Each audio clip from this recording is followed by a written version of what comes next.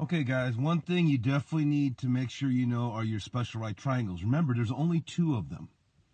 And the information's also on the wall for your assistance. I can't make it any easier than this. But anyways, notice the 60-degree angle here. So let's go through the generic 30, 60, 90 triangle.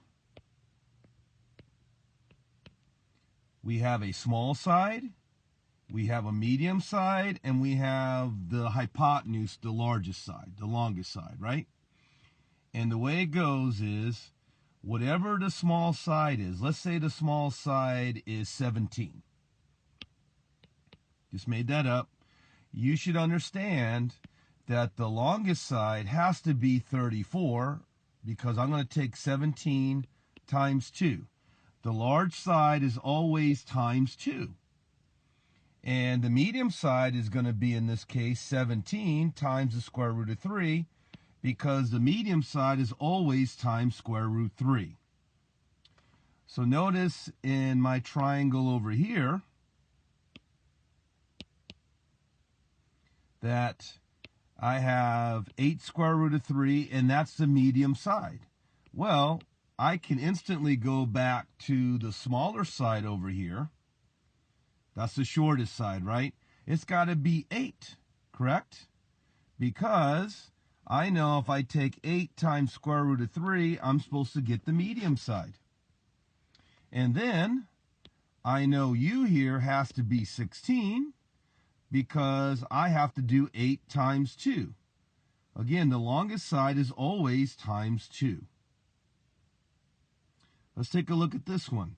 This time I gave you the longest side.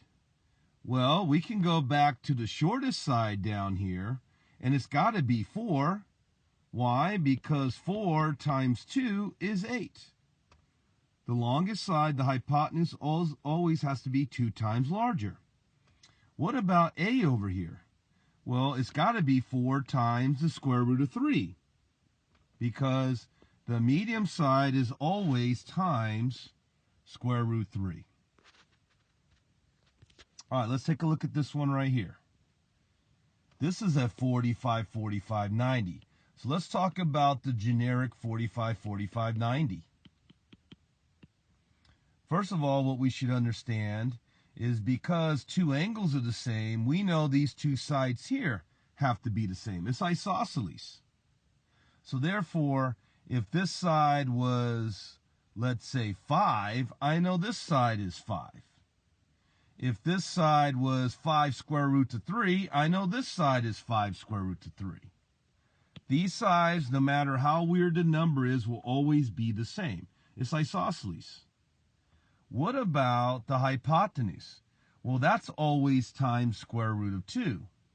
So in our case here, if I have 5 square root of 3, I'm going to times by square root of 2 and get 5 square root of 6.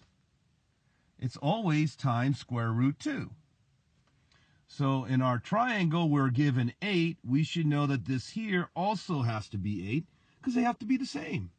And then what about the hypotenuse? It's going to be 8 times the square root of 2, because the hypotenuse is always times square root 2. All right, one more. I'm given square root of 5 here. Well, I know B has to be square root 5. Why? They have to be the same, no matter how weird the number is. What about the hypotenuse?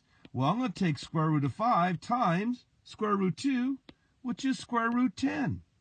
The hypotenuse, again, always has to be times square root 2, those shorter sides.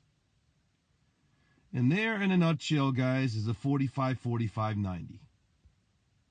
Make sure you know it and do well on the final. The final's basically less than a week away, so make sure you know your special right triangles. See you in class tomorrow.